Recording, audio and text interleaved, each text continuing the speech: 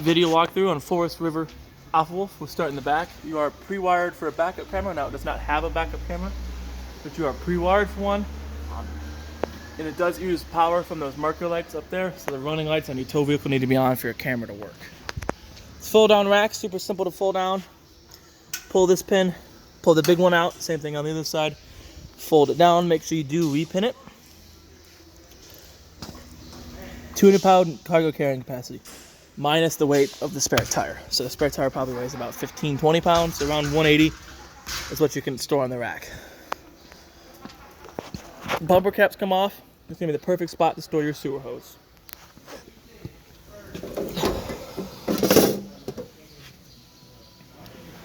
Water heater. Super simple to use. The only thing you'll have to do when you get this, throw your anode rod in here. Tighten it by hand, partially. 1/16" is the socket size. I use that socket, short socket, extension, ratcheting wrench. Get it snug, but don't over tighten it. You want to be able to get it off in the future. Once you have it, that plug in, as soon as you hook it water to it, it'll automatically start filling up, whether it's from your fresh tank or from your city water connection. Once it's full, you'll be able to turn it on, whether it be gas or electric. If you are going to use electric, make sure this switch out here is on. This is the switch for electric. Then, definitely recommend draining it after every trip. Before you drain it, you want to make sure you shut off all sources of water, open your pressure relief, let all that water squirt out of there, snap it closed. Once that's done, then you can take the plug out. If you neglect to do this, then you're gonna get a bath, and if you've been running it, it's gonna get a hot bath because now all that pressure is gonna come out here. Other than that, definitely recommend cleaning in here and in here quite often. I would say maybe four or five times a year.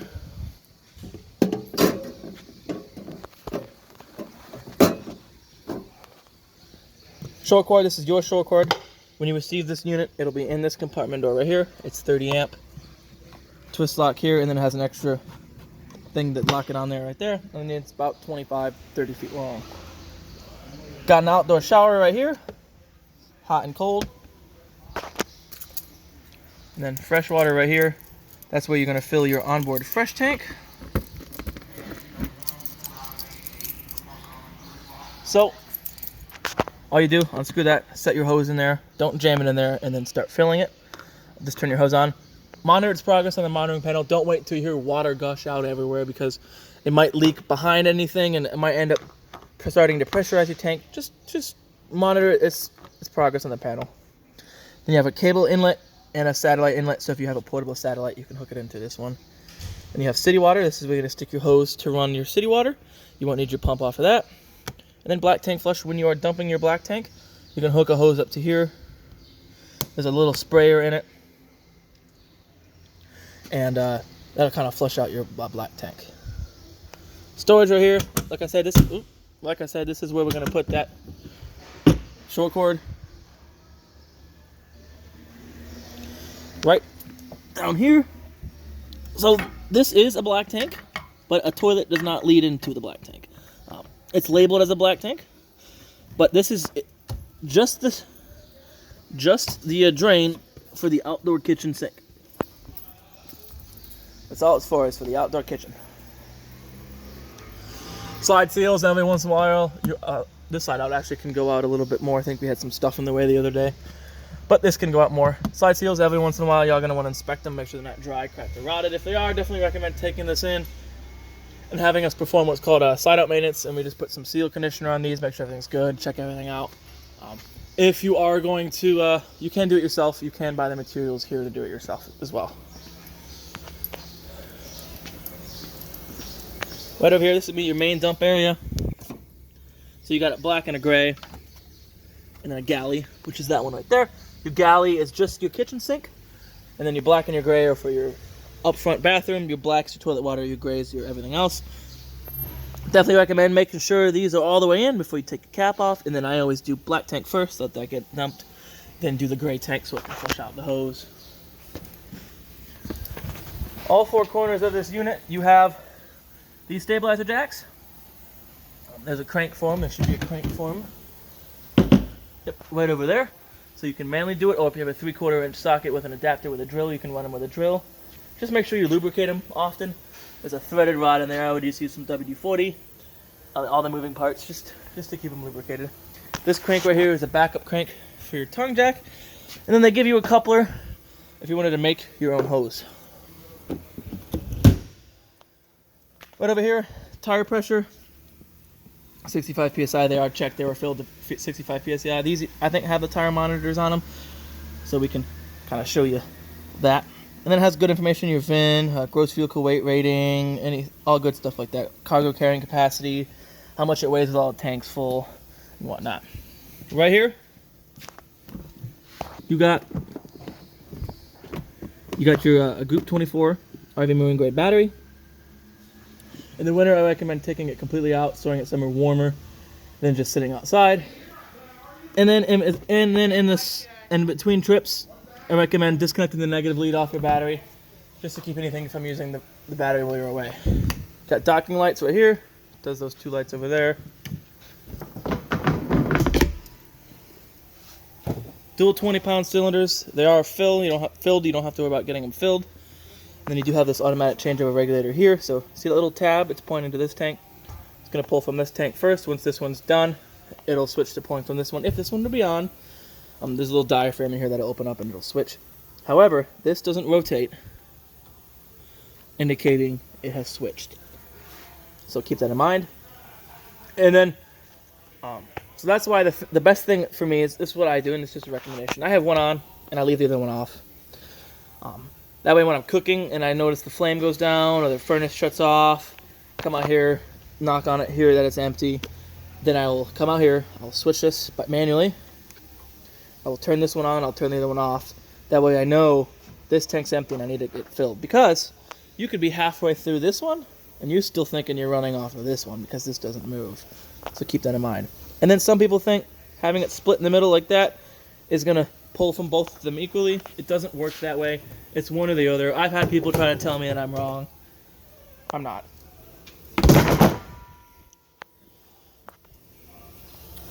Power tongue jack with a light. Raise and lower. It beats hand cranking every day of the week. This is where you put that little gray handle for backup. In case this were to fail, you could manually raise and lower it. 7-way. This will get plugged into the back of your truck for the lights on the trailer to work and for the brakes. And then they even give you this nice little holder for it, right there. And then you do have chains. Make sure you cross them. Breakaway. Cable right here goes to your box up underneath there. Pull if it gets unhooked from your truck, any of the hitch work too. It's gonna pull that pin, activate the brakes on the trailer. Right here, pre-wired for solar. You have to buy the solar kit, which comes with the panels and whatnot, and that'll allow you to trickle charge your batteries off of solar. Got a light switch up in here with some lights in here. Spot to hook your dog to. It's good for if you're packing up and you don't want your dog running around. Just make sure you remember he's leashed to it when you try to take off. Over here, outdoor power, cable hookup. Cable, satellite right here. Spot to mount a TV out here if you wanted to. Just clip it in here, the matching mount for it. So you can carry it from inside out here, hook it up to your cable, plug it in, you'll be good to go. Furnace, keep it clean in here, clear out any debris you see. They do make screens for it. They don't recommend you run them with the screen on. This restricts airflow and whatnot, but that's going to help keep debris from maybe road debris going in there, or insects from building nests through some storage. Got you a range vent. Make sure it's open when you're using the fan on the range vent, on the range hood. Close it when you travel, and I like to close mine overnight so I don't have like insects go everywhere in there. We got an outdoor kitchen. This is just your standard fridge. You got a fridge on one side. I believe the other side is a freezer. Yep. This only works when you're plugged in, unlike your fridge on the inside, which will work off of propane. Got a sink out here, like I was saying. The sink out here leads to a black tank. It's its own tank, so you don't have to worry about it filling up too often. And then you got a light here for LED lights down there. Again, GSCI outlet here, so if it trips, reset it on the inside. Slide out drawer right here. And then you also have down here propane quick disconnect. So if you have a portable grill that works with those, you can hook it to the disconnect and you'll be good to go. Alright, that's pretty much it for the outside. We'll mosey our way into the inside. We'll start at this panel right here. You have interior lights, living room lights. The switch will always be in the down position for these. Kitchen lights, outside LEDs, inside LEDs. You have awning controls.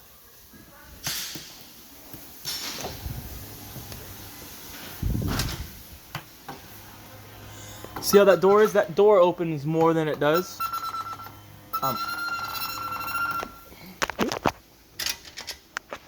That door opens more than it does. So you want to make sure that door is set the way it is so the awning doesn't run into it. Your awning does not automatically stop when it's out. You have to visually look. When you see it look like that, you're all the way out. You can have it out when it's raining, just for a little bit. You want to watch out for heavy gusts of rain. It is adjustable. Grab here, pull it in. It's kind of hard to do one-handed, but you would pull this in, see, and then tighten that knob up so you can pitch the corner. So you're gonna have rain run off to one end. If it does start storming real bad, getting heavy gusts of wind, roll your awning back in, and if you roll it in wet, as soon as you get the chance to, as soon as it gets sunny outside, roll it back out, let it dry off, so it's not holding moisture.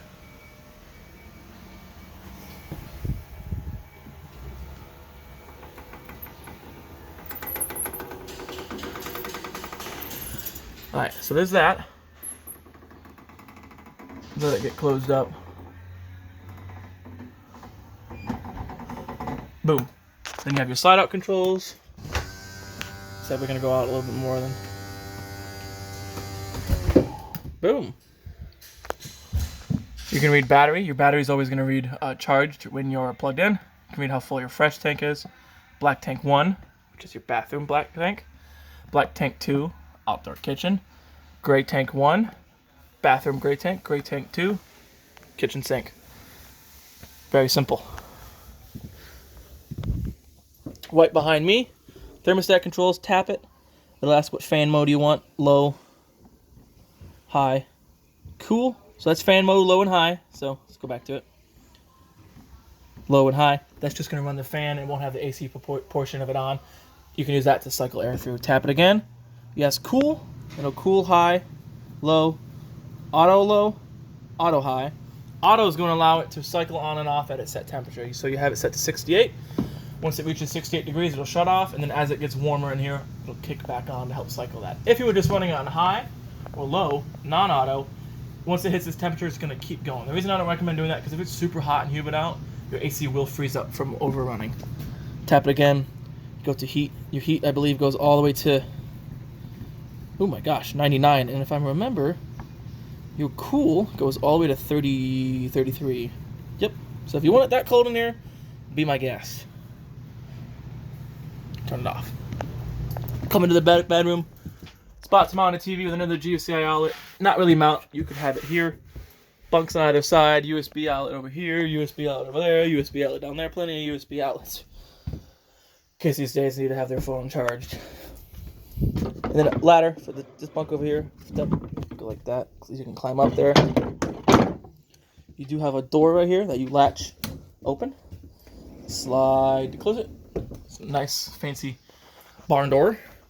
When you are traveling, make sure you do lock it open so it's not sliding all over the place. We had this set aside. Let me move this. This is your cover for your kitchen sink. This table turns into a bed. Lift it up, pop them legs out, set them aside. The table rests down here. Then you just reorganize your back cushions to create a platform to sleep on. This over here turns into a bed too. You can move these and set them aside. Lift up underneath, pull out. Again, you would move those arm cushions. Got yourself a nice bed. This as well as some storage underneath it. And then this, oh, I was wrong. Sometimes these fold down, but this one does not. You got 2 more USB outlets here, another GFCI outlet here, your book in here. It's got all your manuals. Another TV mount, so if you have a TV, install this mount on it.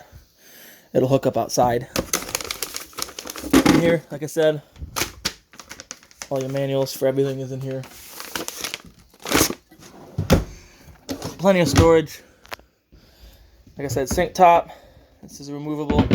This is removable, and you can change what type of stream comes out. Radio, super simple. Hit power. Right here, if you just tap it, it mutes it. You have different zones. Zone 1 is inside. Push and hold. Turns the inside speakers off, just has the outdoor ones on. And then you can do vice versa, turn the outside ones off, just have the inside ones on. You can see how that's useful. You can do AM, FM, USB, right there.